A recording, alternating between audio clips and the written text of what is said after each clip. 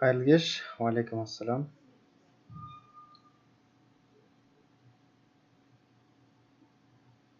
Так, 8-де бастаймыз бұйыртса. Эфирдің сапасы кіргеннен кейін ережелерді орындап, мына эфирдің сапасын бағалап жүрсеңіздер. Бүгін сағат 8-де бастаймыз, Алла амандығын берсе. Бүгін біз сіздермен жалпы интернеттегі тауардың сұранысы қалай анықтауға болады, соның сұранысы қандай параметрлерге негізделген, сол бойынша біраз ақпараттармен бөлісетін боламыз. Достар, өте қуаныштымыз, қосылыңыздар. Сағат 8-ге дейін шамалы күте тұрайық, қанша адам қосылатын барлығын көрейік. Қосылып жатсаңыздар, міндетті түрде қалаларыңызды және нишаларыңызды жазып отырсаңыздар, немен айналысасыздар, танысып білісіп отырайық. Егер де сіздердің нишаларыңыз актуальны болса, солардың барлығын қазір практика барысында ескеретін боламын бұйыртса. Жақсы достар, барлықтарыңызды көргеніме өте қуаныштымын. Сәл 8-ге дейін күте тұрайық, 3 минуттан кейін бастаймыз. Өте жақсы. Астана қаласына сәлем. Басқа қандай қала бар? Астанадан басқа қандай қала бар?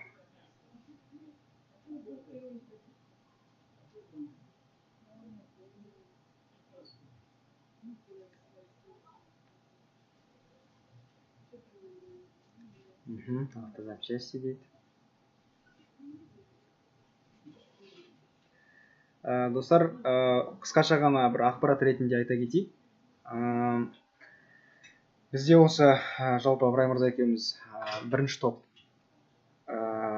студенттерін өткен аптада аяқтадық. Аллаға шүкір, бірінші топты сәтті әйтеуір аяқтадық. Енді екінші топты бұйыртса осы курсқа қабылдауды бастаймыз. Бізде осы біріне дейін біраз тегін вебинарлардың сериясы болады, жіберіп алмаңыздар. Ертең өте маңызды сабақ болады, қатысыңыздар оған. Егер де ести алмай қалсаңыздар, мен сіздердің барлықтарыңызға осы жерде айтайын. Бірақ жарнамасын тағы да қосымша шығарып чаттарға және историяда, әлеуметтік желілерде тарататын боламыз. Ертең өте маңызды тақырып.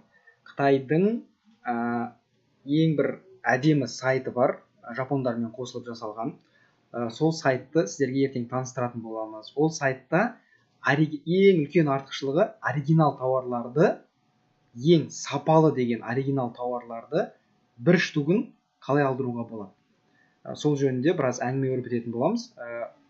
Вебинарды мен өзім ашып беремін. Бізде Мақсат деген арнайы маман бар, эксперт осы тақырып жөнінде. Сол кісі жүргізетін болады. Ең маңыздысы бұл жерде өзінің бірнеше маңызды жерлері бар. Бұл жерде мен сіздерге қазір соны қысқаша айта кетейін. Ол сайт құпия болып қала тұрсын.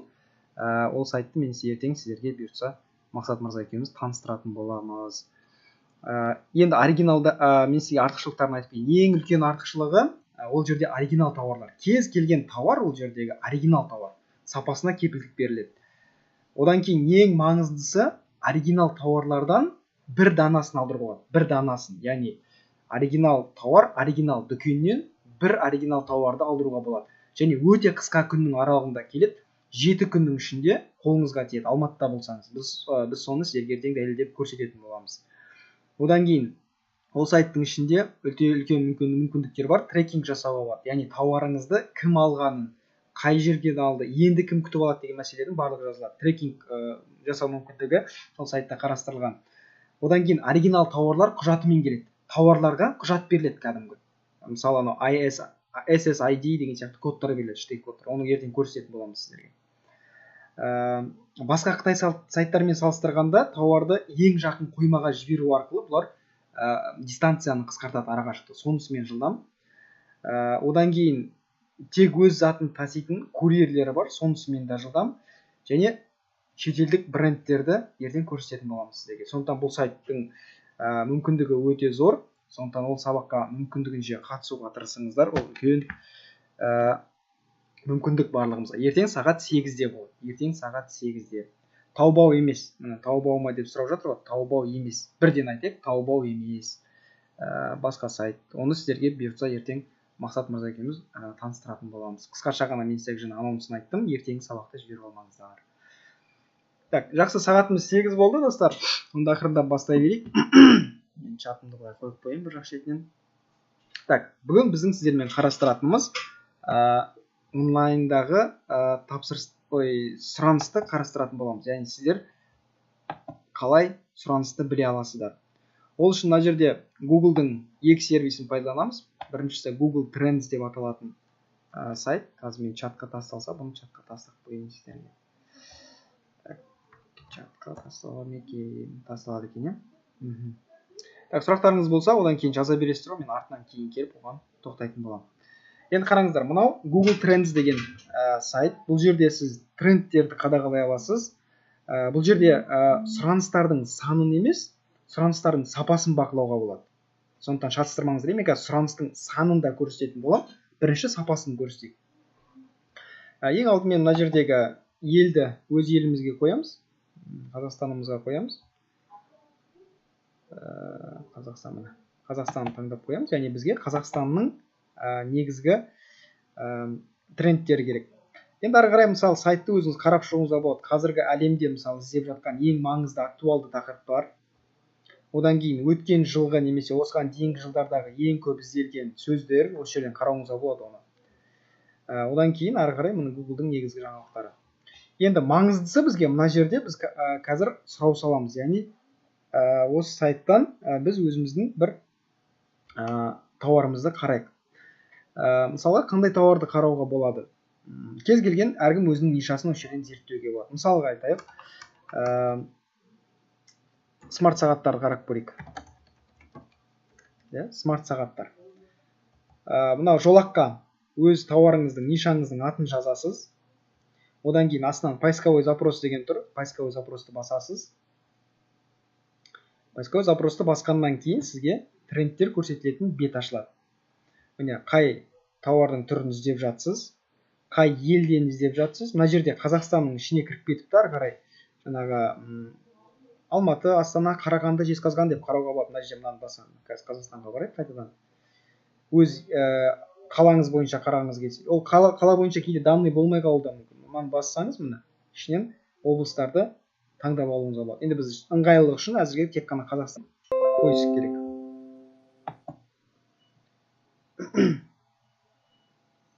Так, ары қарай. Енді смарт сағатты, мына жерде динамикасы бар. Смарт сағатты іздеу динамикасы. Бұл жерде іздеу динамикасы жаңа мен сіздерге айтқандай, мына жерде шкала болады. Арнайы 100 балдық шкала болады. Мынау сұрақ белгісін бассаңыздар, мына жерден оқи аласыздар, бұл шкала нені білдіретіндігін. Яғни 100% дегендігіміз ең жоғарғы танымалдықты білдіретін сұраныстың. Одан кейін 50%, одан кейін 0 балл, иә. Осы балдарды осы жерден білуіңізге болады. Енді сіздің тауарыңыз қай кезде ниша дегеніміз тауар, яғни жерде кісілер сұрақ сұрап отыр. Ниша дегеніміз тауар, яғни сіздің сатып жүрген, айналысып жүрген салаңыз. Мына жерде мына қарасаңыз смарт сағаттардың бұл жерден сіз нені көре аласыз? Бұл жерден сіз динамикасын көре аласыз. Яғни қай уақытта сіздің тауарыңыз сұранысқа ие. Яғни егер сіз смарт сағат сата алатын болсаңыз, демек мына бір аралықта міне, яғни желтоқсанда адамдардың іздеуі күрт өседі, байқасаңыз, иә. Желтоқсаннан кейін қайтадан төмендейді. Содан төмендегеннен міне сәуірде бірақ көтеріледі, иә. Сәуірдің соңғы жағында бірақ көтеріледі. Одан кейін барып мына жерде міне маусымның бас кезінде ең төменгі жағдайда болады, одан кейін барып қайтадан көтерілу басталады. Яғни сіз смарт сағатпен айналысатын болсаңыз, бұл сізге үлкен сигнал. Қандай сигнал?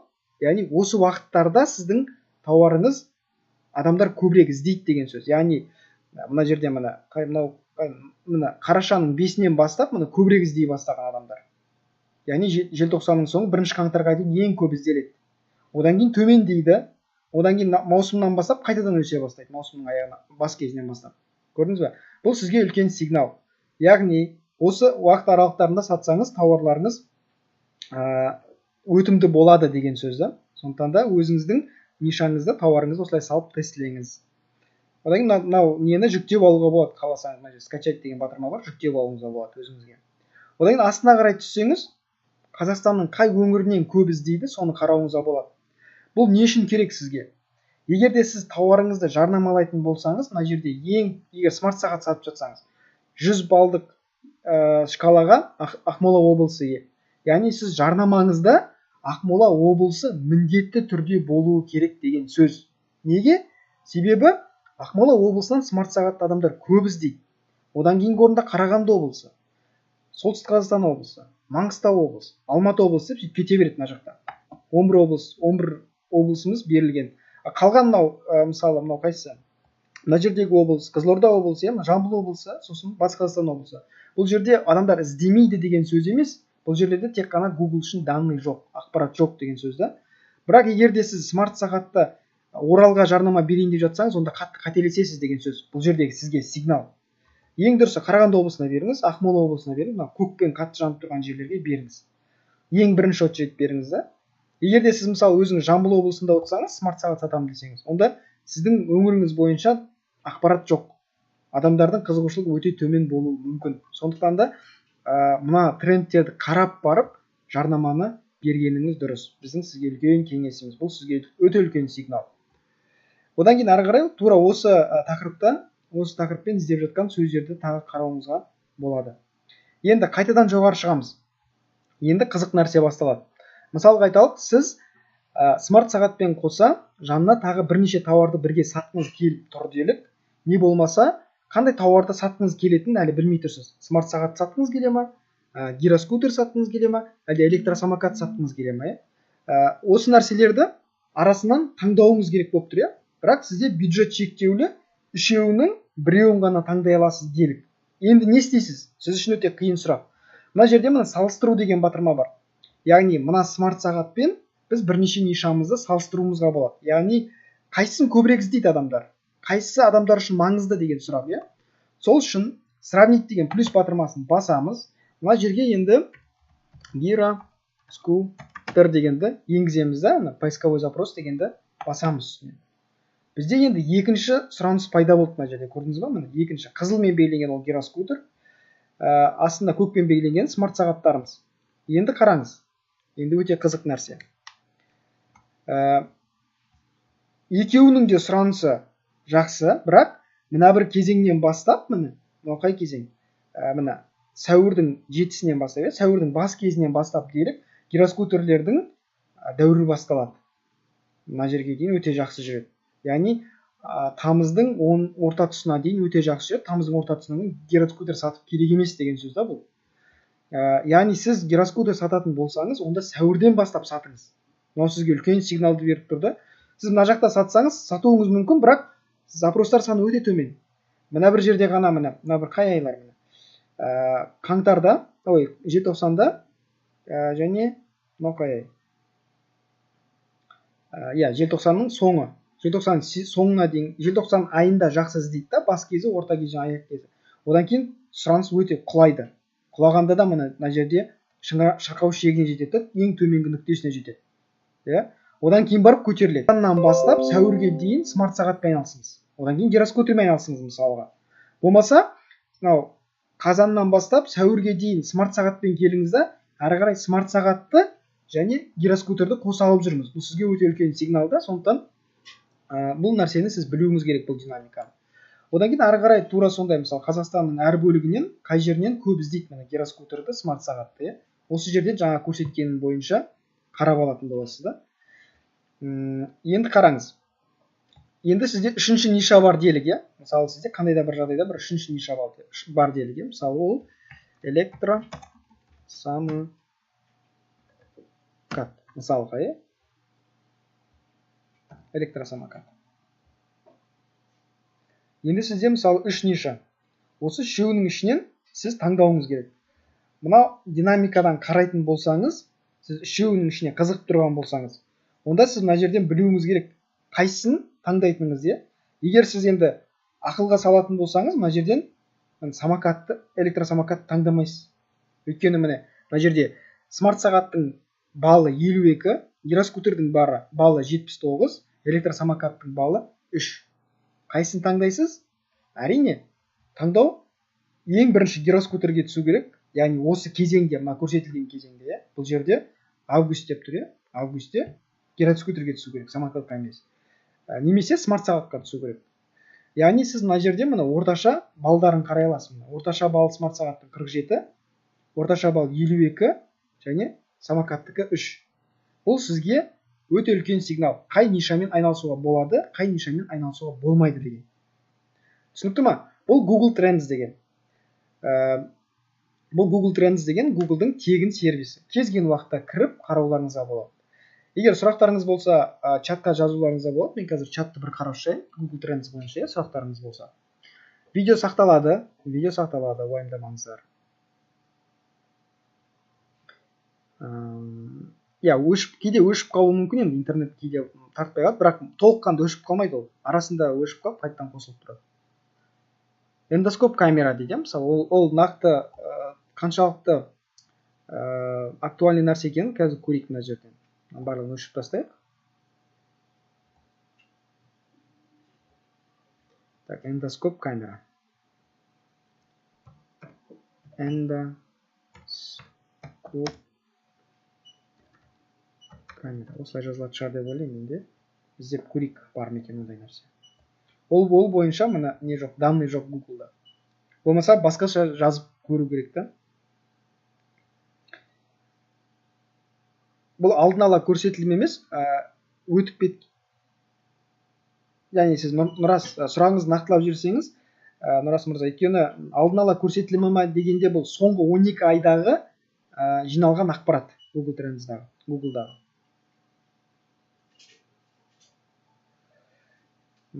Так, Google Trends'ге қандай аналог бар дейсіз ба? Google Trends'ді қарасаңыз, негізі Қазақстанда адамдар 80% Google'ды қолданады, 80-85%.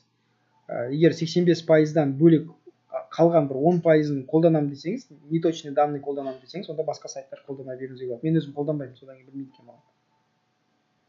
Бұл сайтқа тіркелу керек па дейді, Google'дың аккаунтыңыз болса, мына Gmail-ға тіркелесіз ғой. Сол жерге тіркелгенде мынандай нәрсе бар. accounts.google.com деген сайт бар. Бұл Google'дың аккаунтын жасауға арналған жер. Мына жерде менде тіркелгеннен кейін осылай шығып тұр. Сізге тіркелу деген сөз шығады. Мен сізге қазір чатқа бұны жіберіп қойайын. Сол жерден алып көруіңізге болады. Тіркеліп, содан кейін қолдана бересіз. Бір рет Google'ға тіркелсеңіз, бір жақсы Google'дың барлық сервистерін тегін қолданасыз. Барлығын болған кезде ақылы емес сервистары. Камера лампочка. Камера лампочка деген Лавз деген кісі, иә. Камера лампочканы Қазақстан Республикасының заңы бойынша сатуға болмайды. Егер сіз айналысып жүрсеңіз, бүгіннен бастап тоқтатыңыз. Себебі ол заңға қайшы келетін, қылмыстық жауапкершілікке алып келетін тауардың түрі. Сондықтан камера лампочканы бұл жерде мен көрсете алмаймын, өйткені ол заңға қайшы. Шымкенттен сәлем. Шымкентке бізден де сәлем. Пленка антироса қалай іздейміз дейді. Енді достар, мен бұл жерде барлықтарын көрсете алмаймын ғой. Өздеріңіз мына жерге поискқа келіп, кез келген сөзді жазып іздеңіздер. Сол кезде шығады. Мысалы, велосипед, иә, мысалы. Қарапайым. Өздеріңіз әркімнің өзінің нишасы бар ғой. Сол сияқты әркімнің өзінің нишасын іздеу керек. Велосипедті мына қай кезден бастап іздейді адамдар? Ақпанның орта тұсынан бастап ақырын іздеу көтеріледі екен. Ең үлкен уағы іздейтіні ол мамырдан кейін қайтадан запрос төмендей бастайды. Осы сияқты өз нишаңызды жазасыз, содан кейін ары қарай сізге трендтарды шығарып береді. Соткамен істеуге болатын шығар, бірақ өте ыңғайсыз болады. Сондықтан да трендсді соткамен ноутпен қолданыңыздар. Ноутпен, мысалы қазір тағы да Google AdWords деген сайтын көрсем, ол жерде ноутпен қолданыңыз. Ноутпен қолдансаңыз ыңғайлы болады компьютер. Одан кейін трендсдің мына жерде мына бірнеше бөлімі бар, асықпай қарасаңыз болады. Мен мысалы бағана айтқан ең көп ізделген сөздер деген сияқты нәрселерді осы жерден қарай бастаймын. Мысалы Қазақстанда ең көп ізделген сөздер адамға қатысты, Димаш Құдайбергенді ең көп іздеген. Ең көп сұрау салынған сөз Игра престолов 7 сезон деген. Ең көп ізделген фильм ол Форсаж 8 деген сияқты. Осы жерден қызықты ақпараттарды былай өмірде жай қарап жүрулеріңізге болады. Бірақ егер бизнесқа қолданамын десеңіздер, анализ трендов дегенді жаңағы ең бірінші бетті қолданасыздар. Осы бетті қолданасыздар. Мына жерге запростарыңызды жазасыздар, сонымен басталады. Жоқ, мен оның толық атын сұрап отырмын дейді. Ақжол мырза, сұрағыңызды нақтыласаңыз, мен түсінбедім сіздің сұрағыңызды.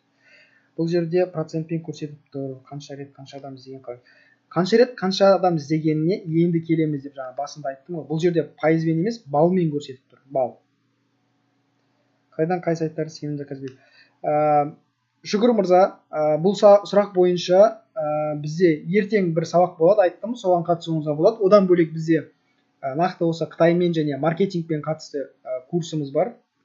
6 сабақтан тұратын. 3 сабағы Қытайға қатысты, 3 сабағы жарнамаға қатысты. Сол курсқа қатысуыңызға болады. Сол курста біз толығырақ Қытайдың сайттары бойынша және сонымен қалай жұмыс істеу керек, тренд тауарларды қалай қарау керек деген мәселелерді, жалпы логистикасын қалай есептеу керек, жол шығынын қалай, доставкасын қалай есептеу керек деген сияқты мәселелерді сол курста қараймыз. Сондықтан да бүгінгі сабаққа бұл сұрағыңызға мен тікелей қатысы болмағандықтан жауап бере алмаймын. Жақсы, енді жаңағы сұрап жатқан адамдардың запростардың саны жөнінде сұрап жатыр ғой. Сол бойынша мен сіздерге adwords.google.com деген сайтты көрсетейін. Ол үшін сілтемесін сіздерге мында тастап қояйын, ыңғайлы болу үшін. Бұл сайтқа тіркелу, бұл жерде Google-дың жарнамасын беруге болатын сайт. Бұл Google AdWords деген, қазір Google Ads деп аталады, Google-дың жарнамалары деп, Google реклама деп аталады. Бұл сайттан сіздер Google-дың ақылы жарнамаларын қолдана аласыз. Яғни ақылы жарнама деген Google-да өзі 4 түрлі жарнама бар. Іздеу жүйесіндегі жарнама, баннерлік жарнама, YouTube-дағы жарнама және приложенияны қосымшаларды, мобильді қосымшаларға арналған, соларды жарнамалауға арналған 4 түрлі жарнамасы бар негізгі. Сосын ішінде ары қарай көп түрі бөлініп кетеді, бірақ негізгісі осы 4-еу. Енді бұл сайтта жаңағы сіздер сұрап отырған қанша адам қандай запрос іздегендігі жөнінде мәлімет алуға болады. Ол үшін мына сайтқа міндетті түрде Google-дың жаңағы аккаунты керек. Мен алдында сілтемесін сіздерге тастадым. accounts.google.com деген сайт арқылы тіркелесіздер. Сосын осы сайтқа кіресіздер. Бұл сайтқа сіздерді бірден кіргізбеуі де мүмкін, бірден кіргізуі де мүмкін. Егер кіргізбесе, алғашқы мына жарнамалық компания деген нәрсе болады. Мысалы, мына жерде мен сізге бір жарнаманы көрсетейін.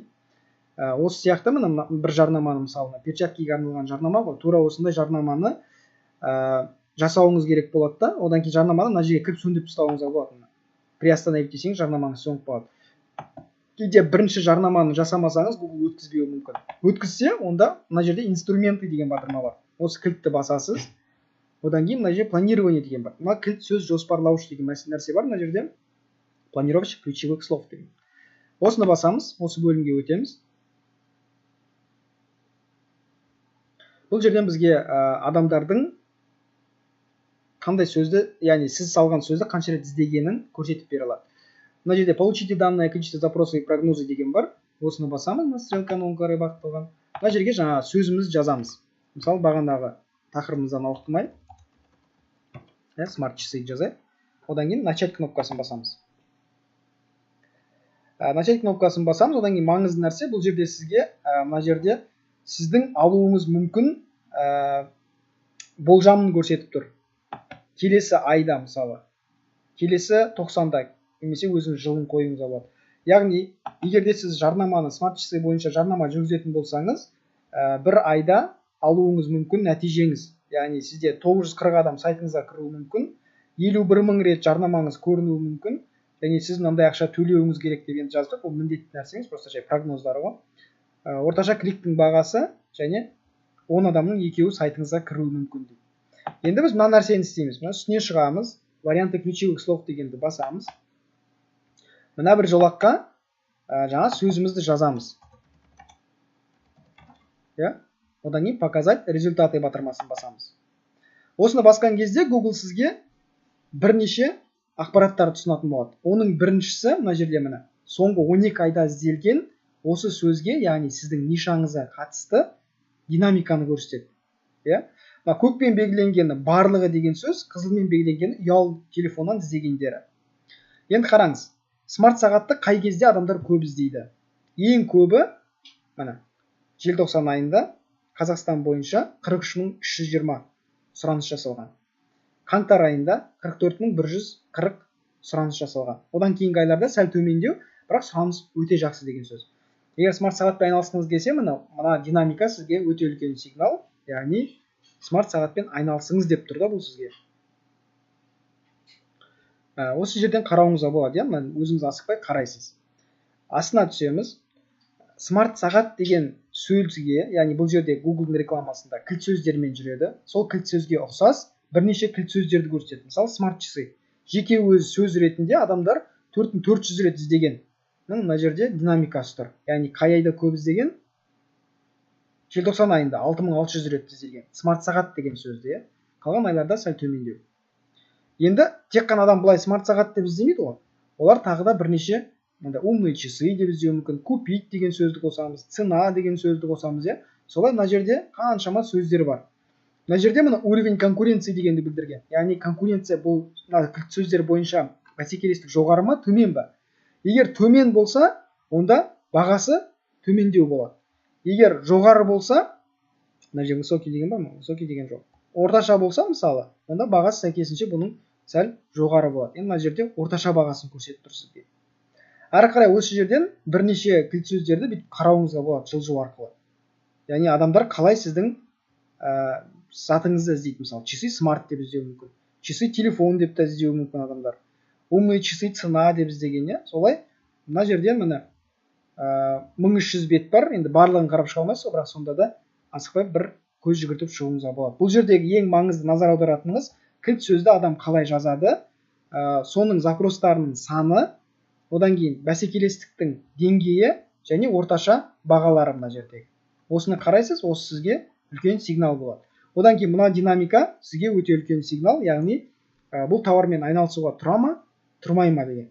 Яғни смарт сағатпен айналысқыңыз келсе, онда міндетті түрде айналысу керек деген сөз. Себебі мынау көрсетілген статистика ақпараттар сізге үлкен сигнал. Яғни Google-дан адамдар смарт сағат туралы өте көп іздейді деген сөз. Так, сұрақтарыңыз болса, мен қазір сұрақтарыңызды бір қарап өтейін. Алдында біз антироса пленкасын көрсеттіңіз. Сол пленканың аты дегенім ғой. Кешіріңіз, бұл жерде біз енді басқа тақырыпты қарап жатырмыз, сондықтан да мен нақты есіме түсіп тұрған жоқ бұл антироса деген не нәрсе екені. Жеке хабарласаңыз мүмкін есіме түсер, жолыңызға. Так, енді осы Google-дың планировщик ключевых словқа қатысты сұрақтарыңыз болса, қазір қойыңыздар. Егер сұрақтарыңыз болмаса, бүгін мен сіздерге көрсетейін дегенім осы негізгі екі сайт. Google-дың Trends деп аталатын сайты және Google-дың AdWords деп аталатын сайттың ішіндегі планировщик ключевых слов деген қызметі. Яғни осы екеуін қолданатын болсаңыз, онда сіз өз тауарыңызды алдын ала шағын анализін жасай аласыз. Яғни бұл тауарды сатуға тұра ма, сатуға тұрмай ма? Сатсам қанша адам қарап жатыр, қай өңірден қарап жатыр, қанша адам запрос жасап жатыр, мысалы, күніне, соңғы 12 айда, соңғы айда, соңғы аптада деген сияқты. Яғни өзіңізге қандай да бір шешім қабылдауға бұл мүмкіндік беретін сайт. Так, бұл поискқа смарт часы деп жазғандардың саны. Сол смарт часы деп жазғандардың саны. Мысалы, мен бір ноутбуктан смарт часы деп Google-ға күніне 10 мәрте терсем, смарт часы деп жазамын. Ол 10 рет болып есептеледі. Сіз қанша рет поиск саласыз, ол сонша рет есептейді сізді. Сіз өйткені бір поискті, мысалы, смарт часы деп жіберуіңіз мүмкін, бір поискті смарт часы цена деп жіберуіңіз мүмкін, бір поискті смарт часы Алматы деп жіберуіңіз мүмкін, бір поискті умные часы деп жіберуіңіз мүмкін, болмаса GPS часы деп жіберуіңіз мүмкін. Әрқалай, соның барлығы тіркеледі. Қанша запрос жасалды, соның барлығы тіркеледі. Мысалы, мына жерде өзіңіз көріп отқандай 46 мыңға жуық, 44 мыңға жуық запрос жасалған. Мысалы, бір айдың өзінде, бұл өте үлкен көрсеткіш.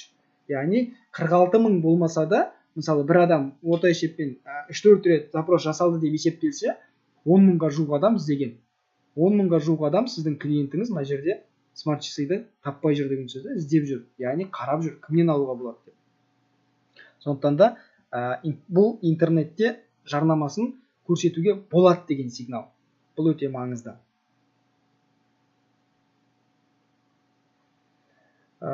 Достар, тақырыпқа сәйкес сұрақ қоюларыңызды сұраймын.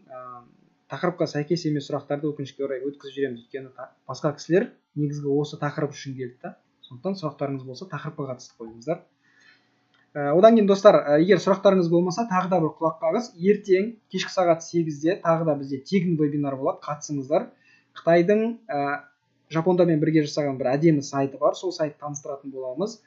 Ол жерден бір дана тауарды, оригинал тауарды 7 күнде Қазақстанға, Алматыға қалай жеткізуге болады. Және сол сайттың артықшылықтарын түсіндіретін боламыз. Қатысыңыздар, өте қызық сабақ болады. Одан кейін достар, егер де жалпы Қытай тақырыбы сіздерге қызық болатын болса, және жарнама тақырыбы қызық болатын болса, біз Ыбырай мырза екеуміз білесіздер, бір арнайы курс өткізіп жүрміз. Сол курсты қарап жүріңіздер. Келесі біздің тобымыз қазанның бас кезінде басталады. Бірінен кейін Ыбырай мырза Қытайдан аман-есен оралса, біз сол курсымызды бастаймыз. Егер жазылам десеңіздер, бізге тікелей шығып хабарласуларыңызға болады. Біз сіздерден көмегімізді аямаймыз.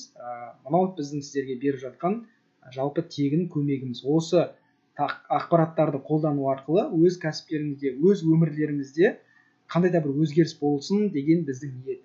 Сол нәрселерді қолданыңыздар. Бұл сіздерге өте маңызды. Осындай аналитикалық ақпараттарды жүргізу арқылы сіздер белгілі бір нәтижеге жете аласыздар. Осындай нәтижелерді көрулеріңізге біз шын жүрегімізден тілектеспіз. Біз сіздерге енді барынша осылай көмектесуге әркез дайынбыз. Шүкір мырза, біздің курс ол тек қана онлайн жүреді, себебі басқа өңірлерден қатысатын адамдар көп. Бірінші топта бізде Аллаға шүкір 25 адам оқып шықты. Барлығы көпшілігі оның Алматы қаласынан емес, сондықтан да онлайн қатысып шықты. Онлайн қатыса аласыз. Бізде телеграм бар, телеграм чатымыз бар. Егер қосылам десеңіздер, телеграм чатқа қосылып алыңыздар. Тікелей маған жазсаңыздар, телеграм чатқа қосып қоямын. Мен қазір сіздерге ақпарат ретінде мына жерге номерімді қалдырайын. Егер де курсқа қатысты, жалпы істеп жатқан біздің шаруаларымызға қатысты ақпараттарыңыз болса, сұрақтарыңыз болса, бізге хабарласыңыздар, біз сіздерге көмектесеміз. Историяның рекламасын айтшы деймін. Тобанияз мырза. Историяның рекламасы ол Фейсбукқа жарнама шығаруға болады, тура солай. Инстаграмға тура солай жарнама шығаруға болады. Оның артықшылығы, адамдар қазір историяны өте көп қарайды, сондықтан оның қаралымы өте жақсы болады, көп болады, сәйкесінше оның конверсиясы өте жоғары болады. Сондықтан ол нишаңызға байланысты. Ол сіз бағана есімде, мен сіз сұрақ қойған шығарсыз, анау группада сұрақ қойған сіз боларсыз мүмкін чатта. Ол бірнеше факторлерге байланысты деп айттым. Мысалы, сіз оған қандай сурет немесе қандай видео саласыз, ол соған байланысты. Қандай мәтін жазасыз, яғни адамға сіз не ұсынып тұрсыз, адам сіздің жазғаныңызды түсініп тұр ма, түсінбей тұр ма, ол соған байланысты. Сондай бірнеше фактор бар. Мысалы, сізде суретіңізде текст көп болып кетсе, ол соған да байланысты. Ол бірнеше факторге байланысты дегенім сол. Сондықтан да оны тестілемей, оны сізге бірден мына жарнама тиімді деп айту ешкімнің қолынан келмейді.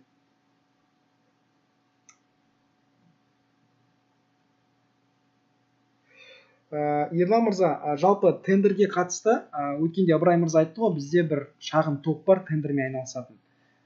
Біз өзіміз қазір Аллаға шүкір бастадық. Бірінші нені өткенде осы бір жеті бұрын ғана бірінші лотты ұтып алдық.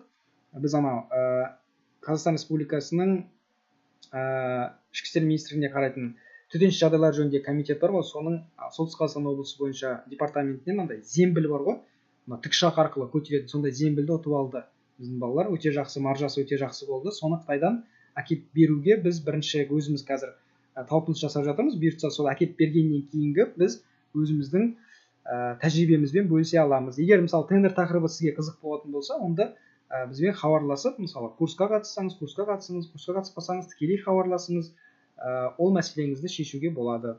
Сондықтан жалпы тендердің тақырыбы адамдарға қызық болғаннан кейін біз сіздерге көмектесуге дайынбыз ол жөнінде.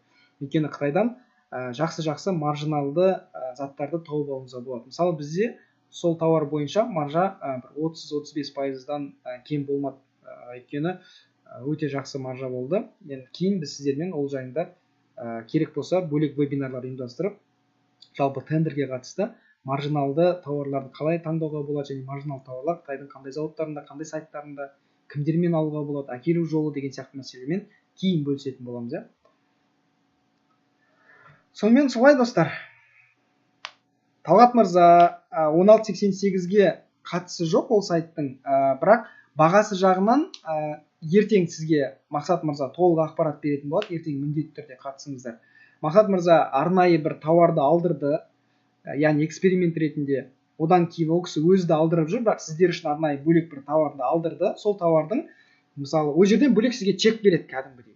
Сол чегін көрсетеді, тауардың өзін көрсетеді, тауардың қорабын көрсетеді, қораптағы кодын көрсетеді, сайтты көрсетеді, орысша бөлігін бөлек көрсетеді, қытайша бөлігін бөлек көрсетеді, өзінің кабинетін ашып көрсетеді. Яғни қанша күнде тауары келді сізге. Яғни біз 7 күнде келді деп тұрмыз, қолға қанша күнде тиді.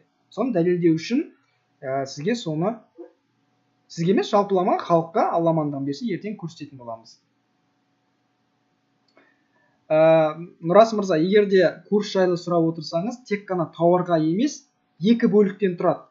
Тренд тауарларды Қытайдан алып келу, барлығын есептеу, жолы, шығыны, логистикасы және 1688-дің ішіндегі арнайы 2 бөлім бар. Тренд тауарларды қарауға арналған сол 2 бөлімге доступ. Бұл жаңағы бірінші блок. Екінші блок сол әкелген тауарларыңызды Қазақстанда, қазақстандық нарықта қалай дұрыс жарнамалап сату керек. Ол жарнамасын мен көрсетем. Оған жаңағы таргет жарнама кіреді, контекстік жарнама кіреді. Оны қалай біз жарнамаға береміз деген мәселеде, сол мәселені дұрыстап көрсететін боламыз. Мысалы, бірнеше сервис сайттар бар. Сол сервис сайттарды көрсететін боламыз. Сервис сайттар ол адамның өмірін жеңілдететін сайттар. Яғни баннер қалай жылдам жасауға болады, видео баннер қалай жылдам жасауға болады, бәсекелестердің жарнамасын қалай қарауға болады деген сияқты бірнеше сайттармен сіздермен бөлісетін боламыз. Яғни Қытайдан әкелген тауарды Қазақстанда қалай дұрыстап сату керек, сол екеуін бір-біріне біріктіру арқылы үлкен курс болады. 10 минут. В общем, сондай курс, достар. Так, Шымкентте складымыз жоқ, бізде Алматыда ғана. Біз интернет магазиніміз, өзіміздің кейстарымызды да сіздерге көрсете аламыз. Ол жағынан бізде данныйлардың барлығы ашық. Егер қажет болса, бізде арнайы бір презентация бар сол курстың. Бізге жеке шықсаңыздар, презентациясын өткізіп бере аламыз, жіберіп бере аламыз. Одан кейін презентациясын осы біріне қарай тағы да бұйыртса жасайтын боламыз қосымша.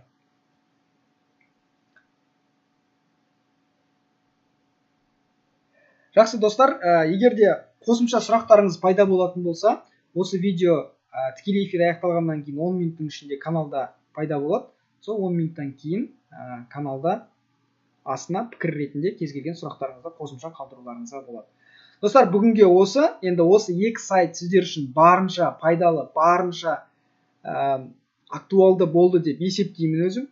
Сондықтан да осы пайдалы ақпараттар кәделеріңізге жарасын. Сіздер үшін қандай да бір игілік алып келсе, біз сол үшін қуанышты болар едік. Келесі ертеңгі вебинарда кездескенше аман сау болыңыздар. Кештеріңіз қайырлы болсын. Сіздерге керемет кеш тілейміз, керемет көңіл күй тілейміз. Жақсы достар, хабардамыз.